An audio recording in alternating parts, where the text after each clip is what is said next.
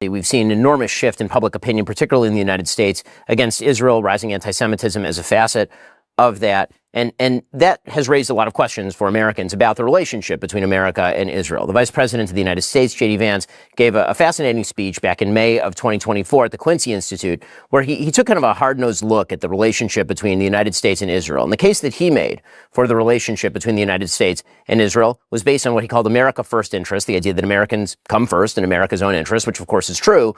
And then he also suggested that the reason that the America-Israel relationship was vital was for two reasons. One was the defense mechanism, the sharing mechanism between the United States and Israel. And the second was Israeli self-sufficiency. And I want to ask you about sort of both prongs of that, starting with explain to Americans, why should it matter whether America maintains a strong alliance with Israel in defense terms and tech terms? And then second, what is the future of Israeli self-sufficiency, particularly in terms of military assistance, given the amount of help that America has provided during this last war?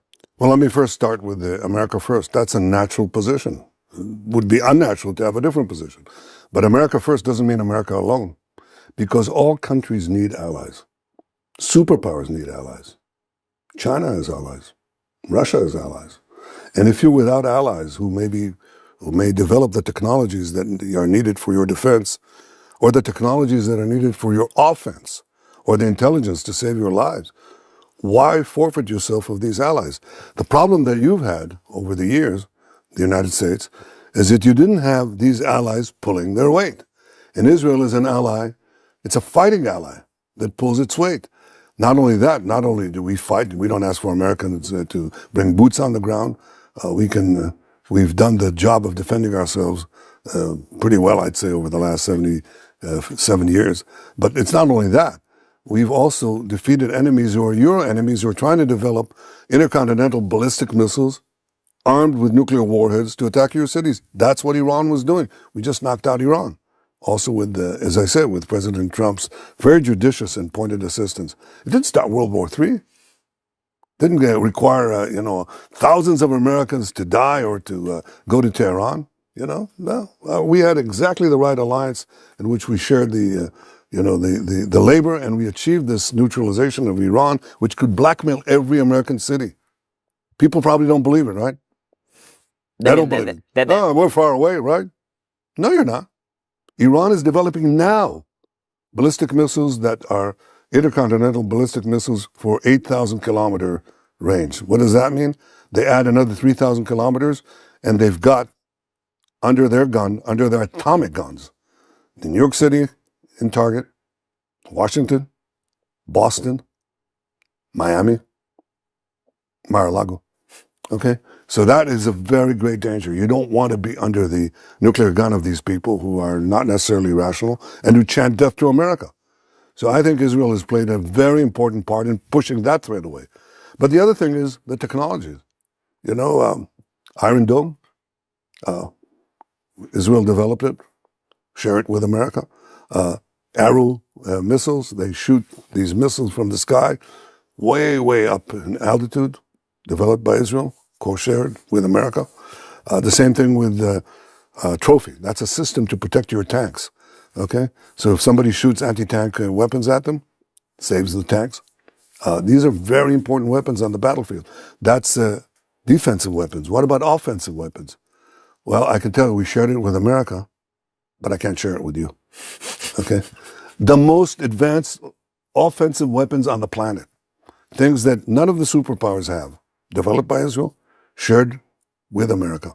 That's very important because, you have to be strong. Everybody understands that. That's what President Trump says, and he says it correctly. Peace through strength.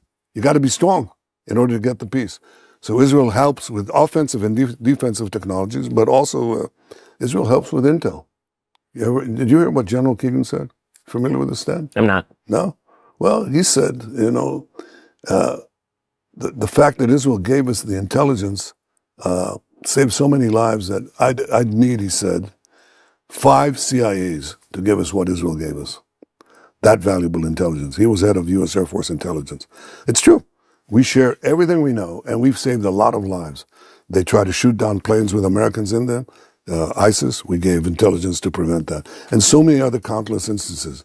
So offensive weapons, defensive weapons, intel, And there's much more to come because we're developing very rapidly our arms and defensive industry and our intelligence services. And what we have, you have. So the second prong of the vice president's statement related to Israeli self-sufficiency. So he was in that speech distinguishing between Ukraine and Israel. And obviously the United States has provided significant material aid and foreign aid to Israel in the middle of what is an existential war on 7 fronts for the state of Israel. But what is the plan for Israeli self-sufficiency going forward? It's a question a lot of Americans are asking. That's not a question they're asking only. It's the one that I'm committed to. That is making Israel as fully self-sufficient as possible, as we made it in the economy. You know, when I first became prime minister in 96, I went to the U.S. Congress, a joint session, and I said, Israel has come of age economically. I shifted Israel to a free market economy. We can support ourselves. Thank you, America. A deeply felt thank you for the economic aid you've given us.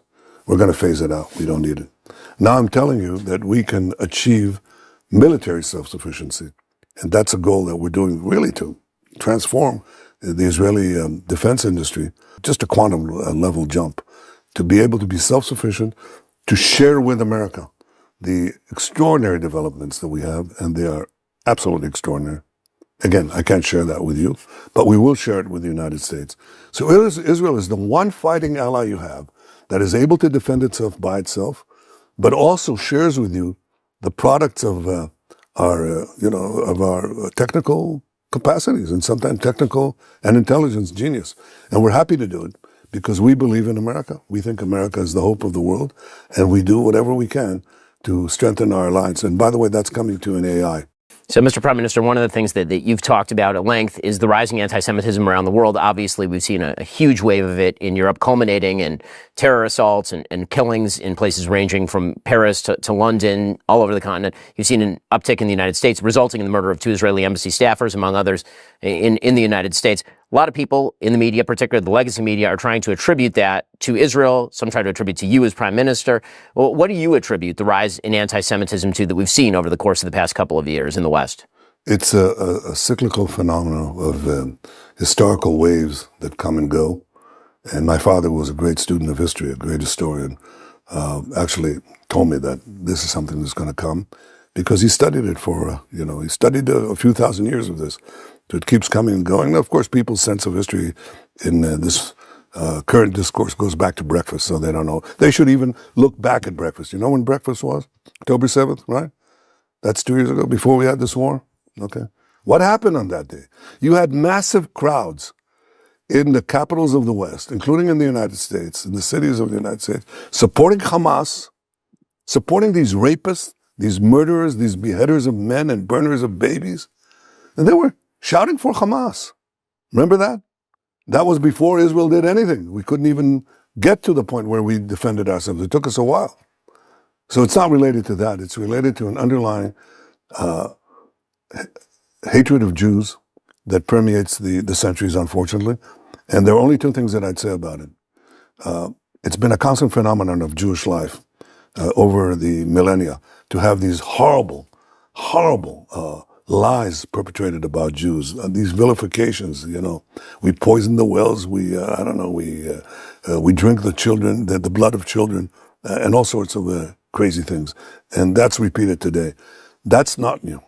And every time we had it in history, these vilifications were just preceded and were followed by horrible massacres and pogroms, culminating in the worst pogrom of them all, the Holocaust, in which 6 million Jews were basically burnt alive.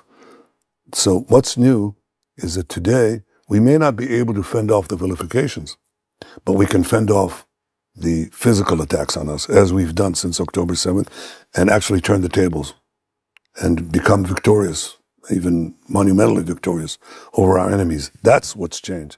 But to the Jews in America, to the Jews around the world, I say, and I say this forcefully, stand up. Be proud of the fact that you belong to this incredible people who've resisted all the horrors that human nature can deal to other people. We've stood it. We've withstood time. We've stood these assaults. Stand up and be proud and defend yourself against these vilifications. Don't cower. People respect those who respect themselves. And we are an integral part of Western civilization. Israel is an integral part of Western defense and American defense. Stand up and be proud. Don't bend. It's 2025. America's debt is over $37 trillion, and the dollar just had its worst crash since 1973.